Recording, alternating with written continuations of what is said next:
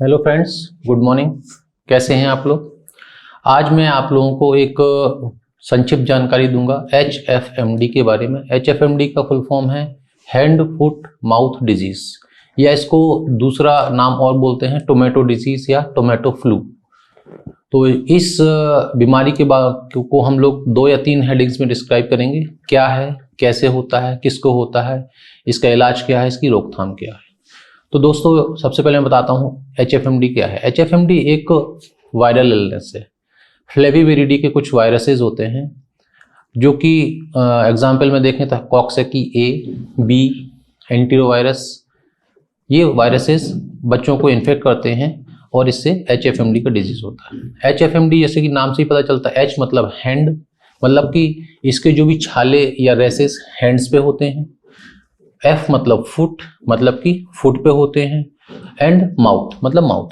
तो ऐसे रेसेस जो खासकर हैंड्स, फुट एंड माउथ में हो रहे हैं, इनको हम HFMD डिजीज के अंतर्गत लेते हैं। अब अगला सवाल, किसको होता है? तो कॉमनली ये देखा गया है, ये जो प्री स्कूल चिल्ड्रंस होते हैं, मतलब कि लेस देन 5 ईयर्स के बच्चे, उनको ज़्यादातर ये देखा गया है। कैसे होता है? तो ये जो ड्रॉपलेट इन्फेक्शन होते हैं या डायरेक्ट कांटेक्ट, अगर कोई इन्फेक्टेड बच्चा है जिसको ये इलनेस हुई है, उसके संपर्क में कोई बच्चा आ जाए, या तो बच्चे ने छींक दिया या बच्चे ने खांस दिया, तो उसके जो ड्रॉपलेट्स गए वो बच्चे ने इनहेल कर लिए, या मान लो उसकी रेसेस को बच्चे ने टच कर लिया, डायरेक्ट कांटेक्ट कर लिया, तो उस बच्चे को भी ये हो सकता है। इस बीमारी का आमतौर पर देखा गया एक वर्ड होता है इंक्यूबेशन पीरियड। ये 3 से 5 दिन का होता है, मतलब कि 3 से 5 दिन के बाद अगले बच्चे में इसके सिम्टम्स दिखते हैं। और नॉर्मली ये देखा गया है कि 7 से 10 दिन में ये बीमारी धीरे धीरे ठीक हो जाती है। तो अब अगला हमारा सवाल आता है कि अगर हो गया तो इसके सिम्टम्स क्या हैं। तो सबसे पहला जो सिम्टम है, लो ग्रेड फीवर होता है। इसके बाद बच्चा अनवेल सा रहेगा, अनमना सा रहेगा, लगता है फीलिंग ऑफ अनवेल। और उसके बाद होते हैं बच्चे को अल्सर्स कॉमनली देखा गया फीवर के 1 से 2 दिन के बाद। कॉमनली ये हैंड से स्टार्ट होंगे, फुट पे होंगे, उसका ओरल में पीछे साइड भी होते हैं, टंग्स पे भी पाए जाते हैं, पाम्स में यहाँ पे देखेंगे, डॉर्सम में भी दिख सकते हैं, dorsal aspect of the elbow में भी दिख सकते हैं, तो टिपिकल डिस्ट्रीब्यूशन बटक्स पे दिख सकते हैं। पेपुलो वेसिकुलर लीजन्स जैसे ये दिखते हैं, मतलब थोड़ा सा ऐसा लगेगा कि जैसे कि उसमें थोड़ा सा फ्लूइड फील्ड है। एंड टोमेटो डिजीज इसलिए दिया गया इसका नाम, क्योंकि लाल लाल टमाटर जैसे ये रेसेस होते हैं। तो अब अगला सवाल आता है कि अगर ये हो गई बीमारी, ये सिम्टम्स हो रहे हैं, तो क्या करना है? तो घबराने की जरूरत नहीं है। माइल्डर सी इलनेस में तो बच्चे वैसे ही ठीक हो जाते हैं, लेकिन अगर बच्चा खा नहीं रहा है, बच्चे ने एकदम खाना पीना बंद कर दिया है, तो उसकी इम्यूनिटी और डाउन होगी। ऐसे में बच्चे को हमें डॉक्टर के पास ले जाना पड़ता है। क्योंकि ये वायरल इलनेस है, तो इसमें एंटीबायोटिक या एंटीवायरल मेडिसिन का कोई रोल नहीं है। हमें बच्चे को सपोर्टिव मेडिसिन देनी पड़ती हैं, जैसे कि फीवर अगर आ रहा है तो फीवर की दवाई देनी है, दर्द हो रहा तो एनाल्जेसिक्स देना पड़ते हैं, कुछ लोकल एप्लीकेशन हम दे सकते हैं एनाल्जेसिक्स के, जिससे ये बीमारी धीरे धीरे ठीक हो जाती है।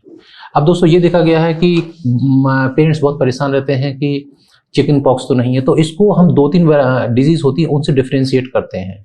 तो डिफ्रेंशिएट करने में एक तो हर्पेंजाइना होता है। हर्पेंजाइना में देखा गया है कि रेसेस का डिस्ट्रीब्यूशन टिपिकल होता है, लेकिन हाथों पैरों में नहीं होता है, ज्यादातर मुंह की बीमारी है। दूसरा एक जिंजीवो स्टिमाटाइटिस होता है, जो कि अगेन मुंह की बीमारी है।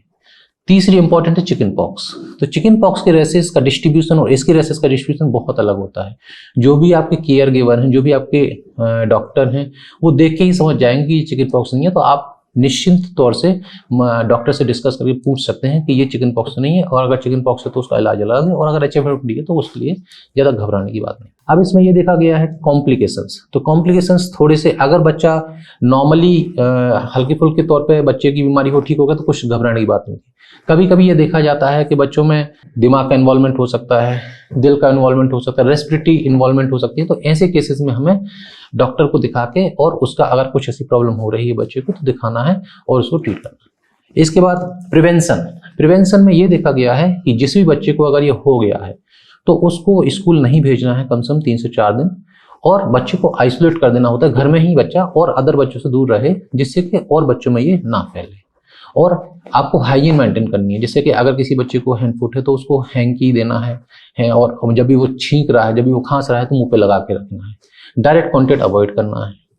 और दोस्तों सबसे महत्वपूर्ण जानकारी ये भी है इस डिजीज में, इसका कोई वैक्सीन नहीं है, तो वैक्सीन ना होने के कारण ये बीमारी बार बार होती है और कॉमनली स्प्रेड हो सकती है। तो थैंक यू।